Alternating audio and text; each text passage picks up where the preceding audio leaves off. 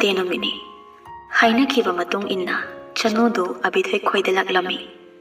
Jack Dolakpagi timing ni. Namit chap yung badawaini, Samar matam su oibana, Nongtelgi matam do, Hena sangdok babam na kalali. Abithoi ga Chanu punna, living room da changminaraklami. Chanu na mangthai, Anduga Abithoi na tungtangi. Chana chana, matung hirap onduna, Abithoi de hangraklami. Ado kay drama yang say no, love of my life yang sira, love her or keep her yang sira. Abithoi thong dong asilam laga, sofa manak talak na hangi. Ado nataba atay drama litrabo, love haiba wahido yaw daba, ato pa amoy yang sidana.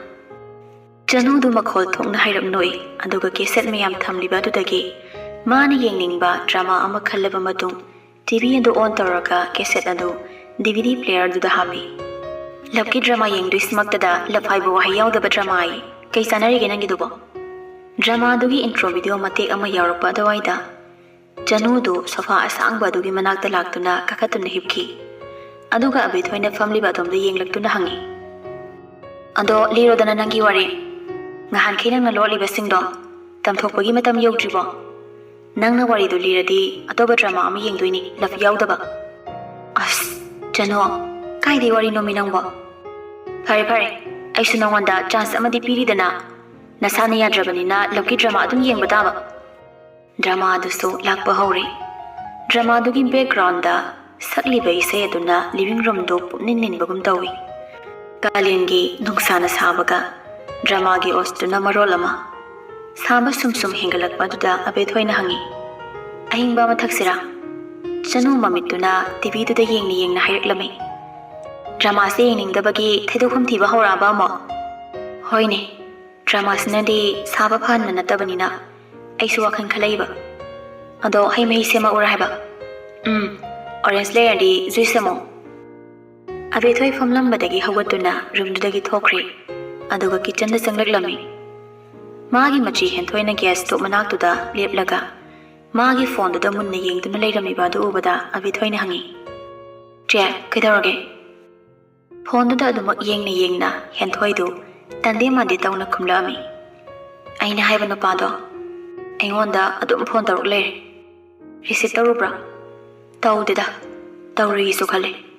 Tanjana da Abithoi so magi khongra pocket da habriba phone na do. Call lakpagi vibrate taruk lami. Phone do pocket gi lokthok tuni screen da yengluba matam da di Rohit ki call oirami. Screen do da mami lokthok na yengima. Kari irang amuk sagat toino mikup sida call taruk pani. Abithoi na phone do dam unna yengduna leiba do da henthoi do Abithoi rom da yenglaklami. Korisita ore hero. Abithoi phone do khongrau pocket da hapchin na khumlaklami. Taurida.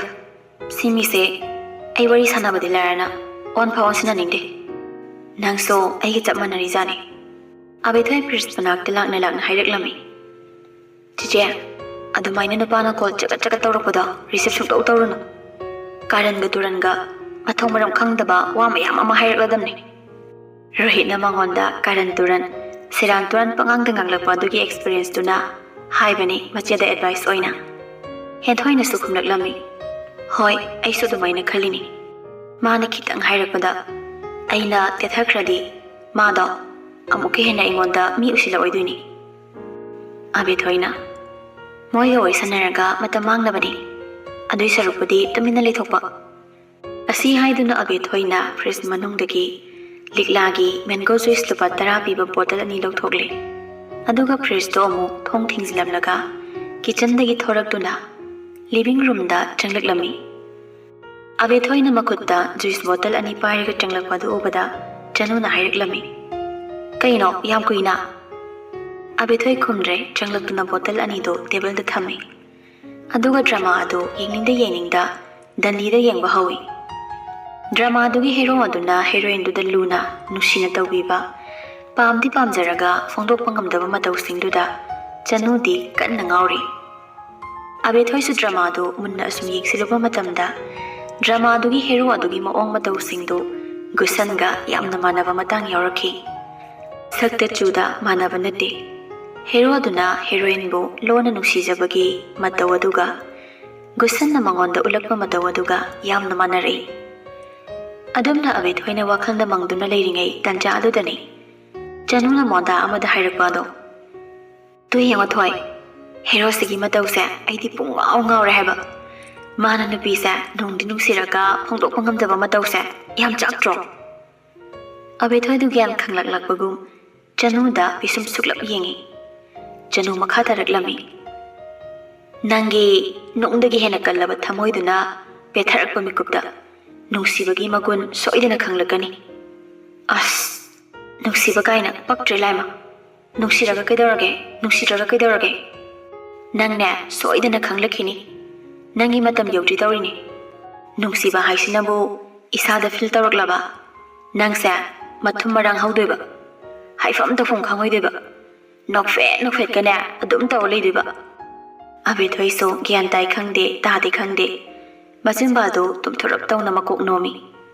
ꯑꯣ ꯑꯗꯨꯃꯥꯏꯅ ꯇꯧꯕꯣꯏꯔꯦ ꯅꯨꯡꯁꯤꯕ ꯍꯥꯏꯁꯦ ꯇꯧꯗ꯭ꯔꯗꯤ ꯀꯩꯅꯣ ꯌꯥꯝ ꯃꯒꯨꯟ ꯂꯩꯈ꯭ꯔꯖꯥꯅꯤ ꯂꯩꯔꯝꯒꯅꯤ ꯊꯣꯏ ꯍꯌꯦꯡꯋꯥꯏ ꯅꯪꯅ ꯄꯥꯝꯖꯕ ꯅꯨꯡꯁꯤꯖꯕ ꯅꯨꯄꯥꯗꯨ ꯎꯔꯒ ꯅꯪꯅ ꯇꯧꯗꯣꯏ ꯃꯌꯥꯝꯁꯦ ꯑꯩꯅꯦ ꯃꯤꯠꯇ ꯁꯪ ꯎꯔꯦ ꯑꯗꯣ ꯅꯪ ꯀꯔꯝꯕ ꯃꯈꯜꯒꯤ ꯅꯨꯄꯥ ꯄꯥꯝꯃꯤ ꯀ꯭ꯌꯨꯠ ꯑꯣꯏꯕ ꯅꯨꯄꯥ ꯊꯣꯛꯄ ꯃꯤ ꯋꯥꯡ ꯆꯥꯎꯕ ꯄꯣꯁ ꯇꯥꯕ ꯒ꯭ꯌꯥꯟ ꯇꯥꯕ ꯂꯥꯏꯔꯤꯛ ꯍꯩꯕ ꯃꯌꯥꯝꯁꯤꯒꯤ ꯃꯔꯛꯇ ꯅꯪ ꯀꯔꯝꯕ ꯅꯨꯄꯥꯅ ꯏꯄꯥꯝ ꯄꯥꯝꯃꯤ ꯑꯕꯦꯊꯣꯏ ꯁꯣꯔ ꯑꯃꯨꯔꯛ ꯁꯥꯡꯅ ꯍꯣꯟꯗꯣꯛꯏ ꯁꯦꯡꯅ ꯃꯥ ꯕꯤꯠ ꯁꯨꯡꯂꯩ ꯂꯩꯇ꯭ꯔꯦ ꯅꯨꯄꯥꯒꯤ ꯇꯣꯄꯤꯛꯁꯤ ꯇꯥꯟꯖꯥꯗꯨꯗ ꯍꯦꯟꯊꯣꯏꯅ ꯀꯤꯆꯟꯂꯣꯝꯗꯒꯤ ꯀꯧꯔꯛꯂꯝꯃꯤ ꯑꯕꯦꯊꯣꯏ ꯑꯩꯒꯤ ꯑꯥꯏꯁ ꯀ꯭ꯔꯤꯝ ꯑꯃꯇ ꯂꯩꯕꯤꯔꯨ ꯂꯥꯛꯑꯣ ꯑꯕꯦꯊꯣꯏꯁꯨ ꯈꯨꯝꯃꯤ ꯍꯣꯏ ꯂꯥꯛꯑꯒꯦ ꯆꯦ ꯑꯕꯦꯊꯣꯏ ꯑꯃꯨꯛ ꯆꯅꯨꯗ ꯑꯣꯟꯁꯤꯜꯂꯤ ꯆꯤꯆꯦꯒꯤ ꯄꯥꯈꯣꯟ ꯑꯝꯇ ꯆꯠꯂꯨꯈꯤꯒꯦ ꯑꯁꯤ ꯍꯥꯏꯗꯨꯅ ꯃꯥ ꯂꯤꯚꯤꯡ ꯔꯨꯝꯗꯒꯤ ꯊꯣꯛꯈꯤꯔꯝꯃꯤ ꯊꯣꯡꯖꯤꯟ ꯃꯌꯥꯗ ꯃꯆꯦꯒ ꯊꯦꯡꯅꯔꯦ ꯂꯨꯄꯥ 100 ꯆꯞꯄꯤ ꯑꯃ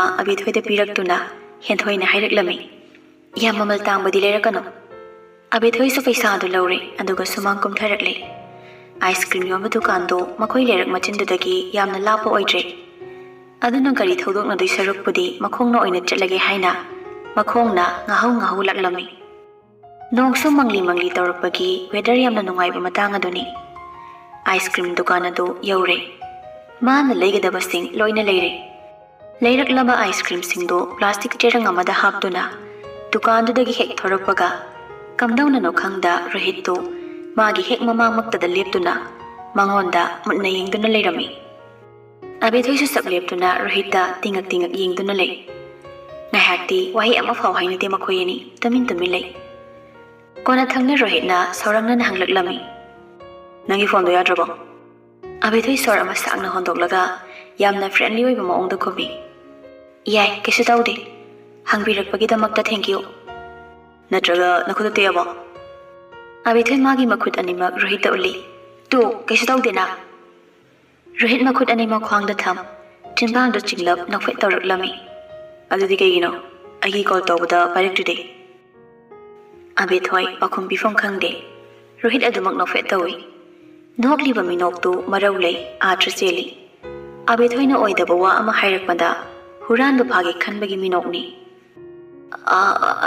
ꯑꯩꯗꯣ ꯊꯕꯛ ꯆꯤꯟꯕ ꯑꯗꯨꯒꯤ ꯔꯣꯍꯤꯠ ꯃꯀꯣꯛꯇꯨ ꯇꯞꯂꯤ ꯅꯣꯝꯃꯤ ꯑꯣ ꯅꯪꯁꯦ ꯊꯕꯛ ꯆꯤꯟꯕꯒꯦ ꯍꯣꯏꯕ ꯑꯗꯣ ꯑꯩ ꯆꯠꯅꯕ ꯇꯧꯔꯒꯦ ꯁꯥꯒ ꯁꯥꯕꯅꯦ ꯑꯥꯏꯁ ꯀ꯭ꯔꯤꯝꯁꯦ ꯃꯍꯤ ꯂꯥꯡꯊꯣꯛꯄꯅ ꯍꯥꯜꯂꯅꯤ ꯑꯁꯤ ꯍꯥꯏꯗꯨꯅ ꯑꯕꯦꯊꯣꯏꯗꯣ ꯔꯣꯍꯤꯠꯀꯤ ꯃꯄꯥꯟ ꯂꯥꯟꯊꯣꯛꯂꯒ ꯒꯝ ꯆꯠꯈꯤ ꯔꯣꯍꯤꯠꯁꯨ ꯃꯥꯕꯨ ꯈꯝꯂꯛꯇꯦ ꯑꯗꯨꯕꯨ ꯑꯕꯦꯊꯣꯏꯅ ꯃꯈꯣꯡ ꯈꯣꯡꯊꯥꯡ 3-4 ꯊꯥꯡꯕ ꯍꯦꯛ ꯍꯧꯕꯒ ꯀꯔꯣꯝꯗꯒꯤꯅꯣ ꯈꯣꯟꯖꯦꯜ ꯑꯃꯅ ꯀꯧꯔꯛꯂꯝꯃꯤ ꯌꯣꯔ ꯔꯣꯍꯤꯠ ꯑꯁꯤ ꯍꯥꯏꯗꯨꯅ ꯅꯨꯄꯥ ꯃꯆꯥ ꯃꯈꯣꯏ ꯃꯔꯤꯅ ꯑꯕꯦꯊꯣꯏꯒꯤ ꯃꯥꯡꯗ ꯆꯞ ꯂꯦꯞꯆꯜꯂꯛꯏ ꯃꯈꯣꯏꯒꯤ ꯃꯃꯤꯠ ꯑꯗꯨꯅꯁꯨ ꯔꯣꯍꯤꯠꯇ ꯍꯨꯠꯇꯨꯅ ꯌꯦꯡꯉꯤ ꯑꯕꯦꯊꯣꯏ ꯇꯤꯡꯉꯛ ꯂꯦꯞꯇꯨꯅ ꯂꯩꯔꯝꯕꯗꯒꯤ ꯃꯥꯒꯤ ꯃꯥꯡꯗꯒꯤ ꯅꯨꯄꯥ ꯑꯃꯅ ꯃꯉꯣꯟꯗ ꯃꯃꯤꯠ ꯈꯨꯖꯤꯟꯅ ꯌꯦꯡꯂꯛꯄ ꯑꯗꯨꯗ ꯍꯩꯅꯗ꯭ꯔꯗꯨꯅ ꯃꯥ ꯇꯨꯡꯂꯣꯝꯗ ꯈꯣꯡꯐꯝ ꯈꯔ ꯍꯟꯗꯣꯛꯈꯤ ꯅꯨꯄꯥ ꯑꯗꯨꯅ ꯍꯪꯂꯛꯂꯝꯃꯤ ꯅꯪꯕꯨ ꯀꯣꯂꯦꯖꯇ ꯔꯣꯍꯤꯠꯀꯤ ꯃꯇꯨꯡ ꯀꯨꯏꯅ ꯏꯟꯅꯕꯤ ꯅꯨꯄꯤꯗꯨ ꯅꯠꯇ꯭ꯔോ ꯑꯕꯦꯊꯣꯏ ꯃꯀꯣꯛꯇꯨ ꯐꯦꯠ ꯍꯥꯏꯗꯨꯅ ꯇꯂꯨꯞꯅ ꯈꯨꯝꯃꯤ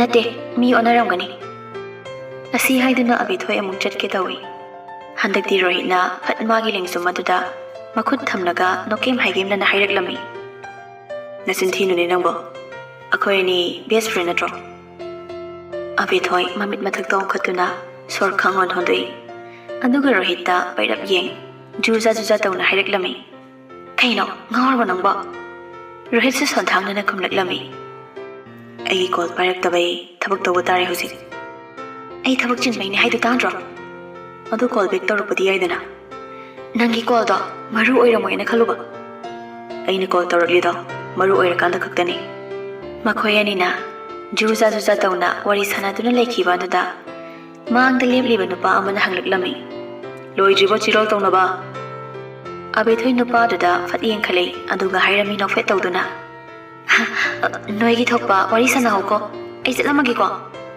ꯑꯁꯤ ꯍꯥꯏꯗꯨꯅ ꯑꯕꯦꯊꯣꯏ ꯆꯠꯅꯕ ꯇꯧꯏ ꯑꯗꯨꯕꯨ ꯔꯣꯍꯤꯠꯅ ꯍꯦꯟꯅ ꯆꯦꯠꯅ ꯃꯥꯒꯤ ꯂꯦꯡꯖꯨꯝꯗ ꯄꯥꯏꯁꯤꯜꯂꯛꯇꯨꯅ ꯃꯥꯕꯨ ꯈꯣꯡꯀꯥꯞ ꯑꯃ ꯊꯥꯡꯗꯣꯛꯄ ꯉꯝꯍꯟꯗꯦ ꯔꯣꯍꯤꯠꯀꯤ ꯃꯈꯨꯠ ꯑꯗꯨ ꯂꯧꯊꯣꯛꯅꯕ ꯍꯣꯠꯅꯅ ꯑꯕꯦꯊꯣꯏ ꯃꯌꯥ ꯆꯤꯛꯂꯞ ꯔꯣꯍꯤꯠꯇ ꯍꯥꯏꯔꯛꯂꯝꯃꯤ ꯅꯃꯥꯟꯅꯕꯅ ꯉꯥꯏ ꯂꯩꯔꯤꯁꯤ ꯎꯗ꯭ꯔꯣ ꯔꯣꯍꯤꯠꯇꯨ ꯃꯈꯣꯏꯒꯤ ꯃꯥꯡꯗ ꯂꯦꯞꯂꯤꯕ ꯅꯨꯄꯥꯁꯤꯡꯗꯨꯗ ꯍꯥꯏꯔꯝꯃꯤ ꯒꯥꯏꯁ ꯉꯁꯤꯗꯤ ꯑꯩ ꯊꯕꯛ ꯑꯃ ꯇꯧꯗꯧ ꯋꯥꯠꯂꯤ ꯅꯦꯛꯁ ꯇꯥꯏꯝ ꯐꯖꯅ ꯋꯥꯔꯤ ꯁꯥꯔꯁꯤꯀꯣ ꯑꯁꯤ ꯍꯥꯏꯗꯨꯅ ꯔꯣꯍꯤꯠꯁꯨ ꯑꯕꯦꯊꯣꯏꯒꯤ ꯂꯦꯡꯖꯨꯝꯗ ꯃꯈꯨꯠ ꯊꯝꯅ ꯆꯠꯀꯦ ꯇꯧꯏ ꯑꯗꯨꯕꯨ ꯅꯨꯄꯥ ꯑꯃꯅ ꯃꯥꯒꯤ ꯃꯈꯨꯠꯇꯨ ꯇꯥꯞ ꯐꯥꯗꯨꯅ ꯈꯥꯝꯃꯤ ꯆꯠꯄ ꯌꯥꯔꯣꯏꯅꯦ ꯔꯣꯍꯤꯠ ꯆꯞ ꯂꯦꯞꯄꯤ ꯑꯗꯨꯒ ꯃꯥꯒꯤ ꯃꯈꯨꯠ ꯈꯥꯝꯂꯛꯂꯤꯕ ꯅꯨꯄꯥ ꯑꯗꯨꯗ ꯄꯩꯔꯞ ꯌꯦꯡꯗꯨꯅ ꯍꯥꯏꯔꯛꯂꯝꯃꯤ ꯅꯈꯨꯠꯁꯨ ꯊꯥꯗꯣꯛ ꯅꯨꯄꯥꯗꯣ ꯁꯛ ꯀꯥꯛꯂꯞꯅ ꯈꯨꯝꯃꯤ ꯊꯥꯗꯣꯛꯑꯦ ꯅꯪ ꯀꯩꯗꯧꯒꯦ ꯍꯥꯏꯕꯅꯣ ꯊꯪꯅꯕ ꯃꯤꯀꯨꯞꯇ ꯈꯨꯠꯂꯩ ꯊꯨꯅ ꯔꯣꯍꯤꯠꯅ ꯅꯨꯄꯥ ꯑꯗꯨꯒꯤ ꯃꯈꯨꯠꯇꯨ ꯐꯠ ꯇꯨꯡꯂꯣꯝꯗ ꯂꯩꯊꯦꯛꯈꯤ ꯅꯨꯄꯥꯗꯨ ꯆꯩꯅꯥ ꯈꯥꯡꯅ ꯂꯥꯎꯏ ꯇꯟꯖꯥꯗꯨ ꯂꯧꯗꯨꯅ ꯑꯕꯦꯊꯣꯏꯁꯨ ꯃꯐꯝꯗꯨꯗꯒꯤ ꯈꯣꯡꯂꯩ ꯊꯨꯅ ꯌꯥꯝꯅ ꯌꯥꯡꯅ ꯆꯦꯜꯂꯛꯂꯤ ꯀꯔꯣꯝꯗꯅꯣ ꯃꯥꯏꯀꯩ ꯁꯂꯥꯏ ꯈꯪꯗ ꯑꯁꯨꯝꯅ ꯆꯦꯜꯂꯛꯇꯨꯅ ꯃꯥ ꯎ ꯑꯆꯧꯕ ꯑꯃꯒꯤ ꯃꯔꯨꯝꯗ ꯂꯨꯝꯃꯤ ꯑꯗꯨꯒ ꯁꯣꯔꯗꯨ ꯊꯕꯦꯠ ꯍꯣꯟꯗꯨꯅ ꯉꯥꯏꯍꯥꯛ ꯐꯝꯃꯤ ꯃꯗꯨ ꯂꯣꯏꯔꯒ ꯌꯦꯡꯊꯣꯔꯛꯄ ꯃꯇꯝꯗꯗꯤ ꯃꯥꯒꯤ ꯍꯦꯛ ꯃꯃꯥꯡꯃꯛꯇꯗ ꯔꯣꯍꯤꯠꯁꯨ ꯐꯝꯗꯨꯅ ꯂꯩꯔꯝꯃꯤ ꯃꯥꯁꯨ ꯆꯦꯜꯂꯛꯄꯒꯤ ꯁꯣꯔꯗꯨ ꯇꯅꯤꯛ ꯍꯣꯜꯂꯤ ꯑꯕꯦꯊꯣꯏ ꯃꯃꯤꯠꯇꯨ ꯑꯔꯩꯕ ꯃꯈꯩ ꯂꯥꯎꯊꯣꯛꯈꯤ ꯀꯩꯅꯣ ꯅꯪ ꯑꯩꯒꯤ ꯏꯇꯨꯡ ꯏꯟꯅꯔꯛꯂꯤ ꯀꯩꯒꯤꯅꯣ ꯑꯃ ꯆꯠꯂꯣ ꯑꯁ꯭ꯋꯥꯏꯗ ꯑꯇꯣꯞꯄ ꯃꯐꯝꯗ ꯂꯣꯠꯂꯨꯆꯣ ꯇꯨꯃꯤꯟ ꯂꯩꯌꯨꯍꯦ ꯅꯪꯅ ꯈꯥꯝꯗꯣꯛꯑꯝꯃꯗꯤ ꯁꯤ ꯊꯣꯛꯏꯁꯤ ꯊꯣꯛꯈꯤꯗ꯭ꯔꯣ ꯅꯁꯥꯒꯤ ꯄ꯭ꯔꯣꯕ꯭ꯂꯦꯝꯗꯨꯕꯨ ꯑꯩꯉꯣꯟꯗ ꯈꯥꯝꯗꯣꯛꯑꯣ ꯍꯥꯏꯗꯤ ꯀꯩꯅꯣ ꯅꯪꯒꯤꯁꯨ ꯄ꯭ꯔꯣꯕ꯭ꯂꯦꯝꯅꯤ ꯍꯧꯖꯤꯛꯀꯤꯗꯣ ꯑꯩꯈꯣꯏꯅꯤ ꯋꯥ ꯑꯃ ꯍꯥꯏꯅꯈꯤꯕꯗꯨ ꯀꯥꯎꯔꯕꯣ ꯑꯩꯒꯤ ꯃꯤꯠꯁꯦ ꯐꯖꯅ ꯗꯥꯛꯐꯝ ꯀꯣꯛꯇ꯭ꯔꯤꯕꯅꯤ ꯁꯤ ꯀꯣꯛꯇ꯭ꯔꯤꯐꯥꯎ ꯅꯪ ꯑꯩꯅ ꯍꯥꯏꯕ ꯏꯟꯗꯧꯕ ꯑꯗꯨꯒꯤ ꯗꯥꯛꯐꯝꯗꯨꯕꯨ ꯑꯩꯅ ꯇꯥꯍꯟꯕ꯭ꯔꯣ ꯃꯇꯨꯡ ꯃꯅꯥꯎ ꯑꯩ ꯄꯛꯁꯤꯟꯕꯤꯔꯛꯀꯅꯨ ꯑꯩ ꯁꯦꯟꯅꯍꯜꯂꯛꯀꯅꯨ ꯇꯟꯖꯥꯗꯨꯗ ꯃꯈꯣꯏꯒꯤ ꯃꯅꯥꯛꯇ ꯃꯤ ꯈꯔ ꯆꯦꯟꯁꯤꯜꯂꯛꯄꯒꯤ ꯃꯈꯣꯜ ꯇꯥꯏ ꯑꯕꯦꯊꯣꯏ ꯂꯨꯝꯃꯒ ꯆꯦꯞꯊꯗꯨꯅ ꯌꯦꯡꯉꯤ ꯍꯧꯖꯤꯛꯀꯤ ꯅꯨꯄꯥ ꯃꯔꯤꯗꯨꯅꯤ ꯃꯈꯣꯏ ꯑꯅꯤꯕꯨ ꯇꯥꯟꯅꯔꯛꯂꯤꯕꯅꯤ ꯑꯕꯦꯊꯣꯏ ꯄꯥꯈꯠꯅ ꯍꯥꯏꯔꯛꯂꯝꯃꯤ ꯃꯣꯏ ꯇꯥꯟꯅꯔꯦ ꯀꯃꯥꯏꯅ ꯇꯧꯗꯣꯏꯅꯣ ꯆꯦꯜꯂꯁꯤꯔꯣ ꯑꯁꯤ ꯍꯥꯏꯗꯨꯅ ꯔꯣꯍꯤꯠꯅ ꯑꯕꯦꯊꯣꯏꯒꯤ ꯈꯨꯗꯥꯡ ꯇꯥꯞ ꯄꯥꯏꯗꯨꯅ ꯃꯐꯝꯗꯨꯗꯒꯤ ꯌꯥꯝꯅ ꯌꯥꯡꯅ ꯃꯈꯣꯏ ꯑꯅꯤ ꯆꯦꯜꯂꯛꯂꯝꯃꯤ ꯀꯔꯤꯁꯨ ꯃꯔꯥꯜ ꯂꯩꯇꯕꯤ ꯑꯕꯦꯊꯣꯏꯁꯨ ꯂꯥꯜꯂꯨꯔꯕꯤ ꯑꯃꯒꯨꯝ ꯔꯣꯍꯤꯠꯀꯤ ꯃꯇꯨꯡ ꯏꯟꯅꯗꯨꯅ ꯆꯦꯜꯂꯤ ꯈꯟꯖꯤꯜꯂꯨꯔꯗꯤ ꯌꯥꯝꯅ ꯅꯣꯛꯅꯤꯡꯕ ꯋꯥꯅꯤ ꯈꯔ ꯂꯥꯞꯅ ꯆꯦꯜꯂꯛꯄꯗꯒꯤ ꯑꯕꯦꯊꯣꯏ ꯋꯥꯈꯜ ꯈꯪꯂꯛꯂꯛꯄꯒꯨꯝ ꯔꯣꯍꯤꯠꯅ ꯄꯥꯏꯔꯤꯕ ꯃꯈꯨꯠ ꯑꯗꯨ ꯐꯠ ꯀꯟꯊꯠꯇꯨꯅ ꯆꯦꯜꯂꯤꯕꯗꯨ ꯂꯦꯞꯄꯤ ꯔꯣꯍꯤꯠꯁꯨ ꯂꯦꯞꯇꯨꯅ ꯑꯕꯦꯊꯣꯏꯗ ꯉꯛꯆꯥꯟꯅꯅ ꯌꯦꯡꯂꯛꯂꯝꯃꯤ ꯅꯣꯏꯒꯤꯁꯤꯒꯤ ꯊꯕꯛꯁꯦ ꯃꯇꯨꯡ ꯑꯩ ꯑꯃꯨꯛ ꯍꯟꯅ ꯌꯥꯎꯍꯟꯒꯅꯨ ꯑꯩ ꯌꯨꯝ ꯆꯠꯂꯒꯦ ꯑꯁꯤ ꯍꯥꯏꯗꯨꯅ ꯑꯕꯦꯊꯣꯏ ꯃꯃꯥꯏ ꯍꯨꯠ ꯂꯩꯊꯣꯔꯛꯏ ꯑꯁꯨꯝꯅ ꯇꯧꯕꯗ ꯃꯥꯒꯤ ꯃꯈꯨꯠ ꯑꯣꯏꯗꯨꯅ ꯄꯥꯏꯔꯤꯕ ꯑꯥꯏꯁ ꯀ꯭ꯔꯤꯝ ꯍꯥꯞꯄ ꯆꯦꯔꯪ ꯑꯗꯨ ꯐꯠ ꯍꯥꯏꯔꯛꯄꯗ ꯔꯣꯍꯤꯠꯀꯤ ꯑꯁꯣꯛꯄ ꯃꯤꯄꯥꯟ ꯑꯗꯨꯗ ꯄꯥꯟꯈꯤ ꯑꯌꯣ ꯑꯁꯤ ꯍꯥꯏꯗꯨꯅ ꯔꯣꯍꯤꯠ ꯃꯃꯤꯠ ꯃꯄꯥ ꯑꯗꯨꯗ ꯄꯥꯏꯁꯤꯟꯗꯨꯅ ꯂꯩꯃꯥꯏꯗ ꯇꯞꯅ ꯐꯝꯊꯈꯤ ꯑꯕꯦꯊꯣꯏꯁꯨ ꯄꯥꯈꯠꯄꯣꯏ ꯂꯥꯛꯄꯣꯏ ꯔꯣꯍꯤꯠꯇ ꯍꯥꯏꯔꯞ ꯌꯦꯡꯂꯝꯃꯤ ꯑꯗꯨꯕꯨ ꯃꯥ ꯑꯗꯨꯃꯛ ꯆꯦꯜꯂꯛꯂꯦ ꯃꯌꯨꯝ ꯌꯧꯅꯕ ꯔꯣꯍꯤꯠ ꯀꯩꯗꯧꯍꯧꯏ ꯀꯃꯥꯏꯅ ꯂꯩꯍꯧꯏ ꯍꯟꯅ ꯌꯦꯡꯂꯨꯗ꯭ꯔꯦ ꯔꯣꯍꯤꯠꯁꯨ ꯃꯃꯤꯠ ꯑꯗꯨ ꯃꯈꯨꯠꯅ ꯆꯦꯠ ꯄꯥꯏꯁꯤꯟꯗꯨꯅ ꯁꯥꯎꯅ ꯂꯍꯧꯔꯤ ꯑꯕꯦꯊꯣꯏ ꯆꯦꯟꯈꯤꯕ ꯑꯗꯨ ꯌꯦꯡꯂꯒ ꯑꯐꯠꯇꯕꯤ ꯇꯧꯉꯝꯕꯤ ꯍꯤꯡꯆꯥꯕꯤ ꯑꯩꯒꯤ ꯃꯤꯠꯁꯦ ꯀꯣꯊꯣꯛꯑꯣꯏ ꯑꯕꯦꯊꯣꯏꯁꯨ ꯆꯦꯜꯂꯛꯅ ꯃꯄꯨꯛꯅꯤꯡꯗ ꯈꯜꯂꯤ ꯀꯩꯁꯨ ꯇꯧꯔꯝꯃꯣꯏꯗ ꯑꯩꯉꯣꯟꯗ ꯃꯇꯦꯡ ꯊꯣꯛꯄ ꯉꯝꯃꯤꯁꯤꯅ ꯇꯥꯛꯄꯗꯤ ꯃꯥ ꯀꯩꯁꯨ ꯇꯧꯗꯦ ꯇꯥꯛꯄꯅꯤꯗꯣ ꯃꯥꯏꯅ ꯂꯩꯖꯍꯧꯔꯁꯅꯤ ꯑꯁꯤ ꯈꯟꯅ ꯃꯥ ꯃꯌꯨꯝ ꯌꯧꯅꯕ ꯆꯦꯜꯂꯛꯂꯦ ꯃꯟꯗꯦ ꯅꯨꯃꯤꯠꯅꯤ ꯑꯕꯦꯊꯣꯏ ꯑꯣꯇꯣ ꯇꯣꯡꯗꯨꯅ ꯀꯣꯂꯦꯖ ꯂꯥꯛꯂꯤ ꯄꯥꯔꯀꯤꯡꯗ ꯀꯨꯝꯗꯨꯅ ꯃꯈꯣꯡꯅ ꯃꯈꯣꯏꯒꯤ ꯀꯣꯂꯦꯖ ꯐꯥꯎꯕ ꯑꯃꯨꯛ ꯂꯥꯛꯂꯝꯃꯤ ꯍꯥꯟꯅꯒꯤ ꯃꯇꯧꯒꯨꯝ ꯒꯨꯁꯟꯁꯨ ꯄꯥꯔꯀꯤꯡꯗꯒꯤ ꯈꯔ ꯆꯠꯊꯣꯛꯂꯒ ꯃꯥꯕꯨ ꯉꯥꯏꯗꯨꯅ ꯂꯩꯔꯝꯃꯤ ꯑꯕꯦꯊꯣꯏꯅ ꯃꯥꯏꯊꯣꯡꯗꯨ ꯏꯁꯨ ꯁꯨꯒꯠꯂꯒ ꯂꯥꯛꯂꯤꯕꯗꯨ ꯎꯕꯒ ꯒꯨꯁꯟꯗꯨ ꯅꯣꯛꯃꯤ ꯇꯧꯅ ꯃꯥꯒꯤ ꯃꯅꯥꯛꯇ ꯆꯪꯁꯤꯟꯗꯨꯅ ꯍꯥꯏꯔꯛꯂꯝꯃꯤ ꯋꯥꯕ꯭ꯔꯣ ꯁꯨꯒꯠꯂ ꯂꯥꯛꯏꯗꯤ ꯅꯪꯕꯁꯨ ꯃꯇꯥꯡ ꯂꯥꯏꯃ ꯆꯥꯗꯦꯍꯦ ꯑꯕꯦꯊꯣꯏꯅ ꯆꯠꯂꯤꯕ ꯑꯗꯨꯒꯤ ꯅꯥꯀꯟ ꯑꯣꯏꯔꯞ ꯒꯨꯁꯟꯁꯨ ꯆꯠꯂꯤ ꯋꯥ ꯉꯥꯡꯅꯗ ꯇꯨꯃꯤꯟ ꯌꯥꯝꯅ ꯔꯤꯂꯦꯛꯁ ꯑꯣꯏꯅ ꯐꯅ ꯁꯥꯡꯅ ꯂꯥꯛꯂꯤ ꯑꯕꯦꯊꯣꯏ ꯈꯣꯏꯒꯤ ꯀꯣꯂꯦꯖ ꯌꯧꯁꯤꯜꯂꯛꯀꯗꯧꯔꯤ ꯑꯩꯈꯣꯏ ꯀꯣꯂꯦꯖ ꯌꯧꯔꯤ ꯑꯩ ꯆꯪꯍꯧꯔꯒꯦꯅꯦ ꯑꯍꯣꯏ ꯑꯗꯣ ꯑꯩꯁꯦ ꯅꯣꯏ ꯀꯣꯂꯦꯖꯇ ꯃꯤ ꯑꯃ ꯎꯅꯕ ꯂꯥꯛꯇꯧꯗꯤ ꯂꯩꯕꯅꯤ Rohit ꯀꯧꯊꯣꯛꯂꯒ ꯐꯨꯅ ꯆꯩꯅꯕꯤ ꯇꯧꯗꯣꯏ ꯑꯣꯏꯔꯝꯅꯤꯅꯦ ꯒꯨꯁꯟꯗꯨ ꯐꯠ ꯌꯦꯡꯂꯛꯑꯝꯃꯤ ꯑꯕꯦꯊꯣꯏꯗ ꯑꯗꯨꯒ ꯈꯪꯅꯤꯡꯅ ꯍꯪꯉꯤ ꯅꯪꯒꯤꯁꯦ ꯔꯣꯍꯤꯠꯀꯤꯗꯃꯛꯇ ꯋꯥꯕꯤꯔꯣ ꯑꯕꯦꯊꯣꯏ ꯃꯀꯣꯛꯇꯣ ꯑꯃꯨꯔꯛ ꯐꯦꯠ ꯍꯥꯏ ꯅꯠꯇꯦꯗ ꯃꯗꯣ ꯑꯩꯒꯤ ꯏꯊꯧ ꯅꯠꯇꯦ ꯑꯗꯨꯗꯤ ꯀꯩꯒꯤ ꯔꯣꯍꯤꯠꯀꯤ ꯋꯥ ꯄꯜꯂꯛꯏꯕ ꯑꯁꯨꯝꯅ ꯂꯥꯛꯄꯅ ꯑꯕꯦꯊꯣꯏꯒꯤ ꯀꯣꯂꯦꯖ ꯒꯦꯠ ꯌꯧꯔꯛꯂꯦ ꯃꯇꯥꯡ ꯑꯗꯨꯗ ꯒꯦꯠ ꯃꯅꯨꯡꯗ ꯀꯧꯔꯛꯂꯝꯃꯤ ꯑꯣꯏꯌꯦꯅꯦꯕꯤ ꯑꯕꯦꯊꯣꯏ ꯊꯥꯡꯂꯝꯕ ꯈꯣꯡꯊꯥꯡ ꯆꯞ ꯂꯦꯞꯄꯤ ꯉꯔꯥꯡ ꯃꯥꯅ ꯔꯣꯍꯤꯠꯄꯨ ꯍꯨꯟꯗꯣꯛꯂꯝꯂꯒ ꯆꯦꯜꯂꯛꯈꯤꯕ ꯑꯗꯨꯒꯤ ngasi amuk kari tauba haibusigi wakhanda ma ngahakhtang dudi makhong thangba thokte abethoi tapna yenglaklami rohit ki khonjel domda rohit maithung isuk sukladuna yamna sawba sakfomda makhongdo gam thangduna abethoi gi manakta changsilaklami adabu rohit na abethoi gi manak yauba nangdringai kanagumba mioi amakhakna abethoi gi mangda jap leptuna rohit ka mayoknaki kaino kai bamge Rohit yamna annoyed oiba saktamda Gusan de yengi nangi kari na thau nasai college salo swai de lepsen de sharupudi abethoi di atuma Gusan gi marum da leptuna lei Gusan da khumi ithau oigira oirara dupi da kan chabdi yar Rohit mamit mathakta onkhatuna sor ama sangna hondoi aduga makunna makhwang metuna abethoi romda khajik chep thare oi ekhoi ni wari samdau leine abethoi khumde tamina lepi seconds kharagi matung mamai tapna nokhatuna yenglakpada rohitna mangonda bunde yengtuna leramba du ure madadagi ma talapna hairiklami sananingai wari leti rohit sengna khangba wasilakle khangma ngambagi limit cross tawkhri wa ngangna bana yaroi action da phare khan ma makong gam thangduna kusangi mapalan thore aduga abethoi gi manak changsinduna nupi andubo masa sagan paiduna chinglaga chatpa hawi Gusan sutungdagi laruklami hey kayo nang toido adabu Gusan upai likhide abethoi bu chingduna Rohit to college ki gate manung changkhre Rohit matung hairap onduna Gusan da lahawi nasagi na thau to buyandro yelaga noi onda asumna Rohit na abethoi bu chingduna college ki maning da purakle pukri ama leiriba domda pung kharangan bagi oigadoira satra satri masing yamna lakri mafam adu mi ichikji pukri manang adu hek yaurupaga rohina abethoi bu khangtha thadoi abethoi su mamai luktharap tumina lebi rohina pamli be attention adu amuktang pibiramnaga punsigi oina mai onsillaroi khalima abethoi gi wangang daba mataudu mamit kharap yengduna rohina haireklami nangna tawdaba thabaksing machak khaina amamam toina ta khoira nangna haido kaino ai gian tadre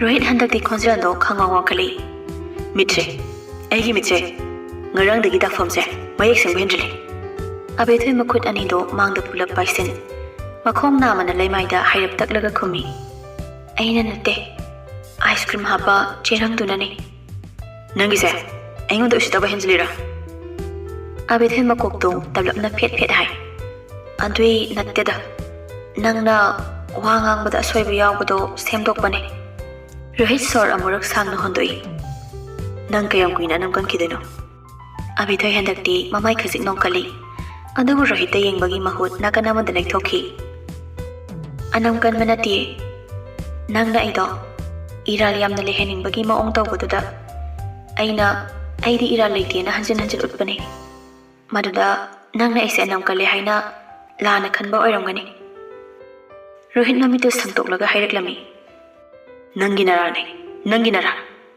nangi anang kan madawdo aingonda prok chahan boina thoi kamai doksiba abethoi machindu pomthorap toroklami adoyadi aingonda amhane yelaklanu yadro Rohit sor amurak khangon hondoklaga mangak chelup tore nangdi kainomnina maida gi hairena adoyadi swaida loisilase thokiba thodok-singdo loina kaukthoknarase tanjangda satra sati khara langna bagi makhol tarakpa duda Rohit so abethoi so maike edom da loina yengthore